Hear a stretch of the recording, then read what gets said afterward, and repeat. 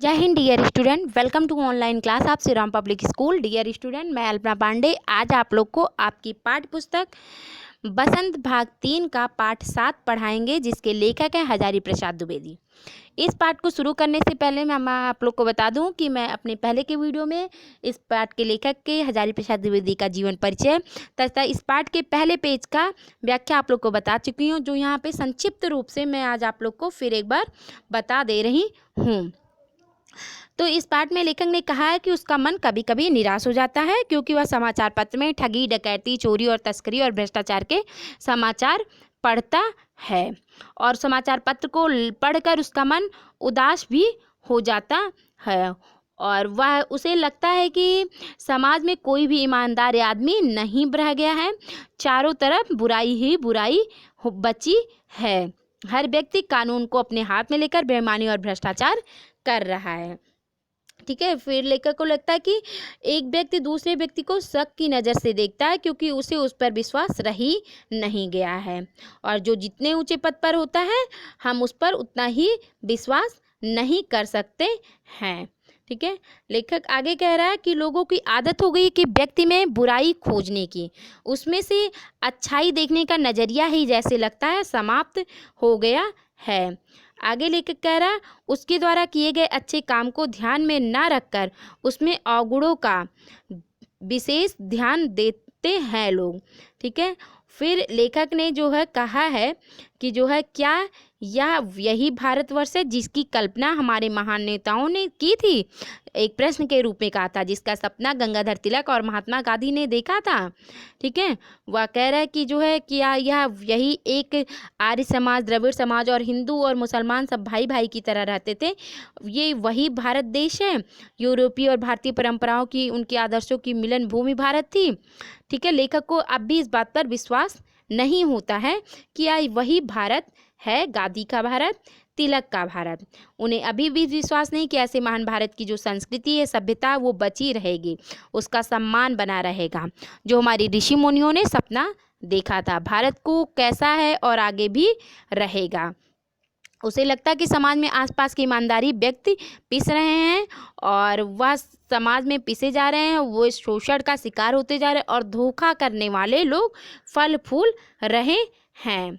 ठीक है, और ईमानदार व्यक्ति को यहाँ पे लेखक कह रहा है कि ईमानदार व्यक्ति जो है समाज में वो मूर्ख कहे जा रहे हैं, क्योंकि वह डरपोक हैं, लाचार हैं और बेवश है। ऐसी स्थिति के बारे में लोगों की जो आस्था है, जो विश्वास है, वह कहीं हिलने लगा है कि मनुष्य के जीवन के महान मूल्य, सच्चाई, ईमानदारी पर अब भरोसा अब डगमगाने लगा है। तो ये तो था हमारे पहले पेज का सारांश, व्याख्या संक्षिप्त रूप में। और अब हम आगे का पाठ पढ़ते हैं, तो आइए शुरू करते हैं। भारतवर्ष ने कभी भी भौतिक वस्तुओं के संग्रह को बहुत अधिक महत्व नहीं दिया है। उसकी दृष्टि ने मनुष्य के भीतर जो महान आंतरिक गुण स्थिर भाव से बैठा है, वही चरम और परम है। तो यहाँ शब्दार्थ पहले देखते हैं। भौतिक का अर्थ है सांसारिक, संग्रह, इकट्ठा करना, चरम यानी अंत, और परम का अर्थ है प्यारा। यहाँ लेखक कह रहा है प्राचीन भारत में लोग भौतिक सुख सुविधाओं की वस्तुओं को एकत्रित करने में ज़्यादा महत्व नहीं देखते थे। वे व्यक्ति के गुणों को महत्व देते थे, उसकी अच्छाई को महत्व नहीं देते थे। उसकी दृष्टि से मनुष्य के भीतर जो महान आंतरिक गुण स्थित भाव से बैठा है, अर्थात सच्चाई, अच्छाई और ईमानदारी की भावना है, उसके अंत तक जानी है और यही बात प्रिय लगती है। हम यही देखते हैं कि व्यक्ति के जाने के बाद जो है उसकी अच्छाई को याद किया जाता है, उसके कर्म ही उसकी पहचान होते हैं। उस समय के लोग किसी भी तरह के सांसारिक सुख सुविधाओं की वस्तुओं का संग्रह करने में विश्वास नहीं करते हैं, बल्कि लोगों के गुणों में विश्वास करते हैं, उसकी अच्छाई को महत्व देते हैं। आगे लेकर कह रहा है लोभ, मोह, काम, क्रोध आदि विचार मनुष्य में स्वाभाविक रूप से विद्यमान रहते हैं, पर उन्हें प्रधान शक्ति मान लेना और अपने मन तथा बुद्धि को उन्हीं के इशारे पर छोड़ देना बहुत बुरा आचरण है। ठीक है, तो यहाँ लेखक कह रहा है सबसे पहले हम यहाँ पे शब्दार्थ देखते रहे। लोभ मोह का अर्थ है लालच, काम, क्रोध, गुस्सा, स्वाभाविक यानी स्वतः, विद्यमान यानी उपस्थित, प्रधान यानी मुख्य, आचरण का अर्थ है व्यवहार। तो व्यक्ति के संसार और लालच की भावना, काम क्रोध की भावना उसके व्यवहार में जो झलकती है वह स्वाभाविक रूप से ही मनुष्य के अंदर आते हैं, पर उन्हें मुख्य शक्ति मान लेना और अपने मन तथा बुद्धि को उन्हीं के इशारे पर छोड़ देना बहुत बुरा व्यवहार है।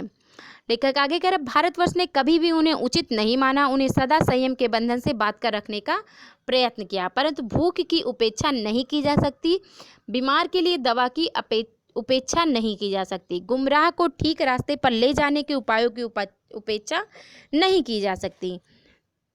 तो यहाँ उपेक्षा का अर्थ है ध्यान ना देना और गुमराह का अर्थ है रास्ता भटक जाना। लेखक यहाँ कहने की कोशिश कर रहा, भारतवर्ष में हमेशा सच्चाई, ईमानदारी जैसे अच्छाई को ही महत्व दिया जाता रहा है। उस समय में मनुष्य एक दूसरे के गुणों और उनकी शक्ति में विश्वास रखते थे, उसी के गुणों का गुणगान करते थे, सच्चाई और ईमानदारी के रास्ते पर चलते थे। जिस तरह से भूखे इंसान को नज़रअंदाज नहीं किया जा सकता, ठीक है, उसको एक तरफा नहीं कर सकते हैं, बीमारी के लिए जितनी दवा ज़रूरी है उस चीज़ को हम नज़रअंदाज नहीं कर सकते। जो अपना रास्ता भटक चुके हैं, गलत राह पर चल निकले हैं, उन्हें ठीक रास्ते पर ले जाने के उपायों को महत्व देना चाहिए, उनकी उपेक्षा नहीं की जानी चाहिए। लेखक यही सब यहाँ समझाना चाह रहे हैं कि हमें अच्छाई और सच्चाई के रास्ते पर चलना चाहिए, किसी की बुराई को उजागर नहीं करना चाहिए। आगे लेखक ने कहा है, हुआ यह है कि इस देश के कोटि दरिद्रजनों की हीन अवस्था को दूर करने के लिए ऐसे अनेक कायदे कानून बनाए गए जो कृषि, उद्योग, वाणिज्य, शिक्षा और स्वास्थ्य की स्थिति को अधिक उन्नत और सुचारू बनाने के लिए प्रेरित है, परंतु जिन लोगों को इन कार्यों में लगना है उनका मन सब समय पवित्र नहीं होता। तो यहाँ कोटि कोटि का अर्थ है अनगिनत, दरिद्र जनों का अर्थ है गरीब लोग, हीन यानी बुरी, उन्नत यानी ऊंचा, ठीक है। तो लेखक क्या कह रहा है, हमारे देश में जो हजारों गरीब लोग हैं उनकी बुरी अवस्था को दूर करने के लिए अनेक प्रयास किए गए हैं और कानून बनाए गए, चाहे वो कोई भी स्थिति हो। और कृषि, उद्योग, वाणिज्य, शिक्षा, स्वास्थ्य हर स्थिति को उन्नत बनाने का, बेहतर बनाने की और सुचारू रूप से लक्ष्य तक पहुंचाने के लिए प्रेरित किया गया। इन कार्यों में जो भी लोग लगे हुए हैं, यह जरूरी नहीं कि उन सबका मन पवित्र हो, अच्छाई और सच्चाई के रास्ते पर चलें, उनमें भी कहीं ना कहीं बेईमानी, धोखेबाजी विद्यमान है, वे अपने लोभ, लालच और काम क्रोध की भावना से ग्रस्त हैं। आगे लेकर कह रहा, प्रायः वे ही लक्ष्य को भूल जाते हैं और अपनी ही सुख सुविधा की ओर ज़्यादा ध्यान देने लगते हैं। भारतवर्ष सदा कानून को धर्म के रूप में देखता आ रहा है और आज एकाएक कानून और धर्म में अंतर कर दिया गया है। तो यहाँ लेकर कह रहा है, ऐसे लोग जो अपने जीवन के उद्देश्यों को भूल जाते हैं और अपने स्वार्थ पूर्ति के लिए दूसरे व्यक्ति के सुख दुख को भी नहीं देखते बल्कि फायदा उठाना चाहते हैं। भारतवर्ष में कानून को धर्म की ही तरह माना गया। आज का एकाएक कानून और धर्म में अंतर कर दिया गया है। आज की पीढ़ी के लोग धर्म की अपेक्षा कानून को अधिक अपेक्षा देते हैं, जबकि एक जमाना था जब लोग धर्म के रास्ते पर चलते थे। धर्म अर्थात सच्चाई, ईमानदारी, परोपकार की भावना से भरे थे और एक दूसरे के लिए कार्य किया करते थे, ठीक है। यहाँ लेकर कह रहा है, फिर जो है धर्म को धोखा नहीं दिया जा सकता, कानून को दिया जा सकता है, ठीक है। और यही कारण है कि जो लोग धर्म भीरू हैं वे कानून की त्रुटियों से लाभ उठाने में संकोच नहीं करते हैं। तो धर्म भीरू का अर्थ है अधर्म करने से डरने वाला, त्रुटियों का अर्थ है गलतियां, संकोच का अर्थ है हिचकिचाहट, ठीक है। तो यहाँ लेकर कर धर्म को धोखा नहीं दिया जा सकता, कानून को दिया जा सकता है। कानून में कुछ ऐसे दाव पेश आते हैं कि लोग एक दूसरों के साथ धोखा और कानून को अपने हाथ में लेकर अपना स्वार्थ पूर्ण कर सकते हैं, लेकिन धर्म के क्षेत्र में धोखा नहीं दिया जा सकता है। धर्म को लेखक ने माना सच्चाई, ईमानदारी के रास्ते पर चलने वाले लोग, जो अधर्म करने वाले लोग हैं, वो कानून में छोटी छोटी मोटी गलतियां रह गई हैं, उनका लाभ उठाने में जरा सा भी संकोच नहीं करते हुए अपने स्वार्थ को सर्वप्रथम महत्व देते हैं कि उनका ही फायदा होना चाहिए, चाहे दूसरे के साथ अन्याय ही क्यों ना हो जाए। लेखक आगे कह रहे हैं, इस बात के पर्याप्त प्रमाण खोजे जा सकते हैं कि समाज के ऊपरी वर्ग में चाहे जो भी होता रहा हो, भीतर भीतर भारतवर्ष अभी भी यह अनुभव कर रहा है कि धर्म कानून से बड़ी चीज़ है। अब भी सेवा, ईमानदारी, सच्चाई और आध्यात्मिकता के मूल्य बने हुए हैं। वे दब अवश्य गए हैं लेकिन नष्ट नहीं हुए हैं। तो यहाँ पर्याप्त का अर्थ है उचित, प्रमाण यानी सबूत, आध्यात्मिकता यानी भगवान से संबंध रखने वाला। तो लेखक यहाँ कहना चाह रहा कि समाज के ऊपरी वर्ग में चाहे जो भी होता है, भीतर ही भीतर भारतवर्ष अब भी यह अनुभव कर रहा है कि धर्म कानून से बड़ी चीज़ है। अभी भी भारत में लोग धर्म पर विश्वास रखते हैं और वो इस बात को महत्व देखते हैं कि जो लोग धार्मिक लोग हैं, जिनमें सेवा का भाव है, ईमानदार व्यक्ति हैं, सच्चाई के रास्ते पर वे चलते हैं, वे किसी ना किसी दबाव में जरूर आ गए हैं लेकिन नष्ट नहीं हुए, यानी पूरी तरह से उनके अंदर से अच्छाई नष्ट नहीं हुई है, वे कम जरूर हो गई है। लेखक आगे कह रहा, आज भी वह मनुष्य से प्रेम करता है, महिलाओं का सम्मान करता है, झूठ और चोरी को गलत समझता है, दूसरे को पीड़ा पहुंचाने को पाप समझता है, हर आदमी को अपने व्यक्तिगत जीवन में इस बात का अनुभव करता है। तो यहाँ पीड़ा का अर्थ है दुख, यानी आज भी लेखक कह रहे हैं कि प्रेम की भावना उसके अंदर विद्यमान है, वह स्त्रियों की इज्जत करता है। आज भी दुनिया में ऐसे लोग मौजूद हैं जो हर व्यक्ति इस बात को, इस सच्चाई को महसूस करता है कि दुनिया में सच्चाई अभी भी खत्म नहीं हुई है, कम अवश्य हुई है। आज भी सच्चाई ईमानदारी पर चलने वाले लोग मौजूद हैं।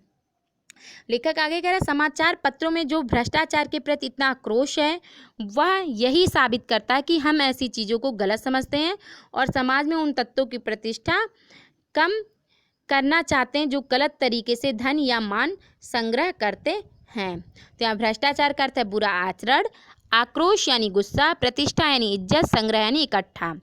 लेखक कह रहा है समाचार पत्र में भ्रष्टाचार, बुराई के प्रति लोगों में गुस्सा है, हम ऐसी चीज़ों को गलत समझते हैं और हम समझते हैं जो हो रहा है सब गलत है और समाज में उन तत्वों की प्रतिष्ठा हम कम करना चाहते हैं जो गलत तरीके से धन या मान संग्रह करते हैं।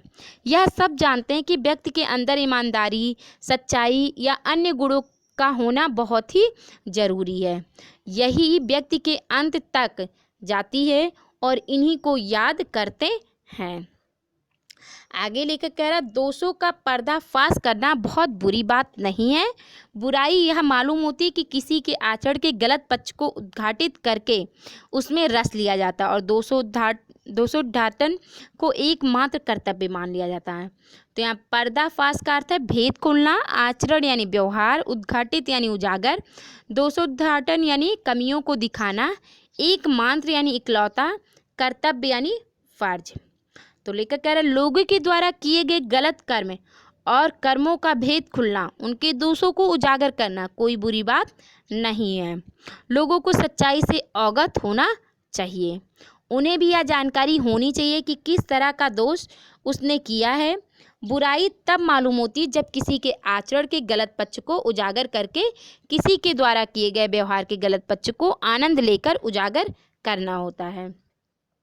आगे लेकर कह रहा है बुराई में रस लेना बुरी बात नहीं है, अच्छाई में उतना ही रस लेकर उजागर ना करना और भी बुरी बात है। सैकड़ों घटनाएं ऐसी घटती हैं जिन्हें उजागर करने से लोकचित्त में अच्छाई के प्रति अच्छी भावना जगती है। तो यहाँ उजागर का अर्थ प्रकट करना है, लोकचित्त यानी आम जनता को प्रसन्न करने वाला। तो लेखक कह रहा है जिस तरह से लोग दूसरे की बुराई को बढ़ा चढ़ा के बताते हैं उसी तरह उनकी अच्छाई की तारीफ भी करनी चाहिए, लेकिन लोग ऐसा नहीं करते। वो बुराई को रस लेकर बताते हैं लेकिन अच्छाई को नज़रअंदाज करते हैं, भूल जाते हैं कि ऐसा करना बुरी बात है। ऐसी बहुत सी घटनाएं होती हैं जिन्हें लोग सहते नहीं हैं। अगर उनकी सराहना हो तो दूसरों का स्वभाव अच्छा हो जाए। फिर लेखक आगे कह रहा है कि वो अपनी घटना के बारे में बताते हुए कह रहा है एक बार रेलवे स्टेशन पर टिकट लेते हुए गलती से मैंने 10 के बजाय 100 रुपये का नोट दिया और मैं जल्दी गाड़ी में आकर बैठ गया। थोड़ी देर में टिकट बाबू उन दिनों के सेकंड क्लास के डिब्बे में हर आदमी का चेहरा पहचानते हुए उपस्थित हुए।